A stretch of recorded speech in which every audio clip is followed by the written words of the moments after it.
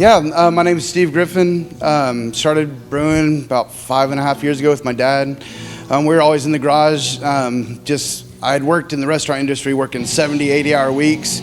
I got a different job managing the Brook on Brookside, and I was just 40 hours a week all of a sudden. So it made it so I had time I wasn't used to having, and so we got into brewing, and I realized I really like experimenting with hops and doing different things. I just fell in love with brewing immediately, and then my favorite part was seeing friends enjoy it, although it would disappear very fast. And then it just kind of went from there. We'd have reps come out to the Brook and bring, from Kansas and Texas and different breweries, and we would try. My boss would say, "Your beer is good or stacks up," and beat some of them, and he kind of started pushing me to the edge, just try to, take a chance. And me and my dad talked about it, and it went from there. And now, 5 years later, we're finally opening. Filed our LLC. We established it on Halloween 2019, so it's been a long time. Then, of course, 2020 happened, and we actually were very close to signing a lease. Really, really close. It was a mile. It was at 61st and Yale. It ended up working out very, very good because now we're at 71st and Yale. This was the French Hen before. It'd been here over 40 years, a lot of history. Immediately, I knew I had a lot of work to do, but I liked all the wood and I liked the feel of it. It's real unique. Other tap rooms I haven't been to a lot. I've been to like 7 or 8 in Tulsa, and none of them really had the feel like this one did. I knew there could be something special.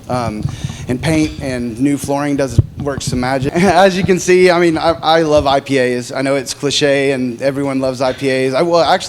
It seems like everyone's falling in love with sours. I haven't jumped on that train yet. Maybe I'll get brave one day and try, but I like IPAs. I brew them a little different. The front end, some of them will be bitter on the front end, but I like the finish to be what it's all about. I like the taste in your mouth after you finish with the beer.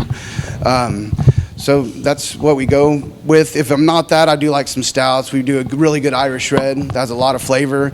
It's still hoppier than most Irish reds, and it's 7.5, so it's usually they're around 5.5. So I like them being a little stronger, a couple pints and the edge is gone and you're happy. So it's a Blickman system. It's a 2-barrel system.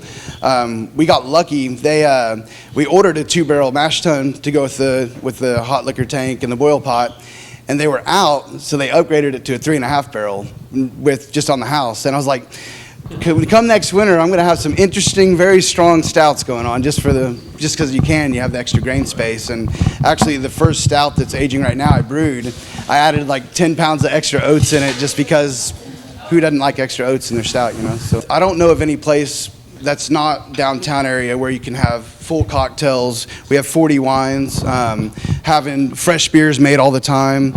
And I will have a full menu once I can find cooks that come to work. So I managed a lot of Mexican restaurants before the Brook. I make white queso from scratch, a lot of salsas, guac. So we'll have nachos. We will have quesadillas. Then I'll have some good old drinking food like bratwurst and hot dogs, chili dogs. We make the chili from scratch too. In the winter, I'll probably make some different soups and things like that. So just real basic. When I'm staffed, I will have pizzas as well. But come try some beer, and we're excited. A little nervous, but I'm really glad it's finally here.